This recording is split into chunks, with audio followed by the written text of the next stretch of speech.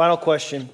When we were at the conference a couple of years ago, you said, the Bible gives us both bad news about giving and good news. I want to hear what the bad news and the good news is, but first, what's the bad news about giving? Okay, 1 Timothy chapter 6 says this in verses 9 and 10.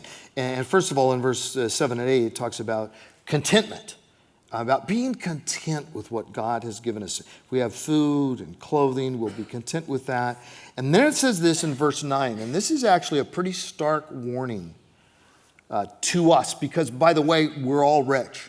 You know, you're here tonight, you look at, go to globalrichlist.com sometime, not now, and put your annual income into it, and you'll be shocked.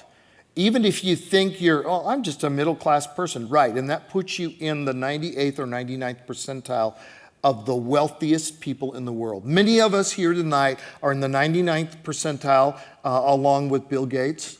He just happens to be at the very top. And we maybe are at 99.1 or 99.2 or whatever it might be. But seriously, you'll be shocked at where you come. So we're all rich, but here's what it says.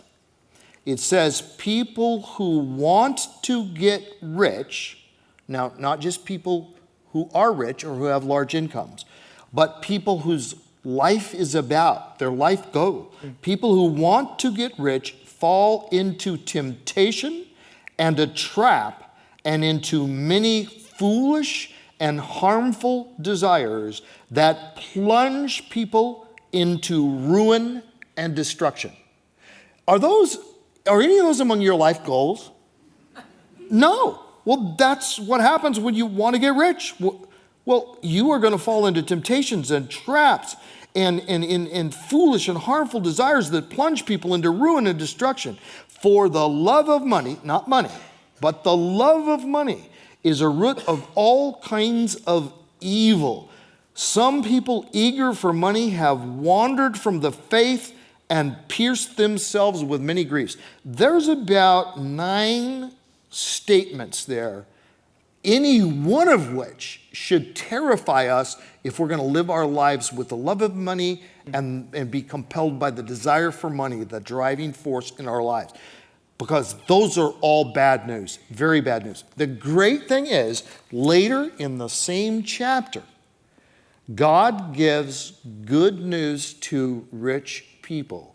And it's how to not fall victim to exactly what verses 9 and 10 of 1 Timothy 6 warn us about. And here it is. Command those who are rich in this present world, and as I said, it's all of us, sure, differing degrees, but still, we are rich people. Command those who are rich in this present world not to be arrogant, okay? Don't be arrogant. Like, don't think this is about me. Don't forget the advantages that you've received. If you grew up somewhere else in the world, even with the same raw natural talents, you would not be able to turn it into the kind of wealth that is customary in this part of the world. Don't be arrogant. That isn't about you. That is just a gift of God's provision. Warn them not to be arrogant, nor to put their hope in wealth. Do not hope in wealth. Wealth will always let you down. It will not bring you the fulfillment, the happiness, the joy, the meaning, the purpose in life that you want.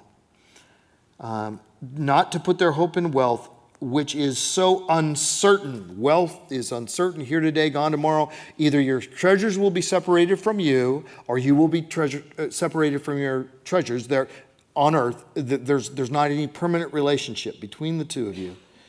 But to put their hope in God, who is certain. See, this worldly wealth, we can't take it with us. God, it's uncertain, but God is certain. So put your hope in God, who richly provides us with everything for our enjoyment. And this is a beautiful thing that he would say that in the midst of this passage. He provides us everything for our enjoyment, and that has really helped me. We recently had a family vacation together in a beautiful, wonderful place, and we were out snorkeling, and I'm with my kids and grandkids and my wife, and I'm saying, Lord, thank you. I am worshiping you out here. Did it cost us some money to get here? Yes, it did. By God's grace, we give away 100% of the royalties from all my books, and I say that not to boast, but to say there's nothing that would make us more happy when people say, look, your books have sold like 11 million copies now. Do you know what you could do with that money? And I go, nothing that would bring us anywhere near as much joy as the joy that we have as a result of having given it away and invested in God's kingdom and knowing that lives are being changed as a result of it. But I feel so good that God says in the middle of all this, he's given us everything for our enjoyment. It's okay to have a good meal like we had tonight. It's okay to enjoy the beauties of this world that God has created for us, as long as we're doing what verse 18 says, command the rich in this world to do good, to be rich in good deeds. That's the greatest kind of wealth, those good deeds that God has called us to do. To be rich in good deeds, and to be generous, and to be willing to share. In this way, they will lay up treasure for themselves as a firm foundation for the coming age. And he clearly is thinking of what Jesus said in Matthew 6. Lay up for yourselves treasures in heaven, not on earth. Take the earthly treasures and then turn them into heavenly treasures by giving them now while you still have a chance to make a difference in people's lives.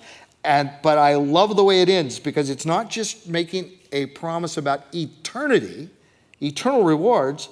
It says, so that they may take hold. This is present tense.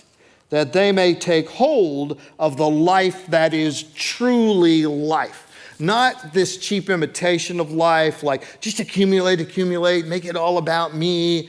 That's not the good life. The good life, the life that is truly life, is the love of God that demonstrates itself in love for people and service for God and honoring God and helping people. And that will not only result in your eternal welfare of treasures in heaven and seeing people and meeting people at banquets who say, thank you for giving. Because you gave, I heard the gospel. Because you gave, my children were fed and lived, and they heard the gospel.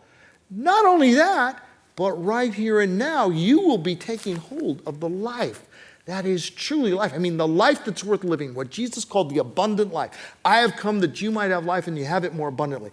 This is not prosperity theology. It's not God owes you and he's going to give you, if you do this for him, he's going to give you all this wealth and you can bury yourself in it. No, this is the promise of God. Grab hold of the life that is truly life. How? By keeping? No, by unclenching those fists and opening up your hands and giving to the world, to the glory of God and for the good of people. And that's what it means to really live.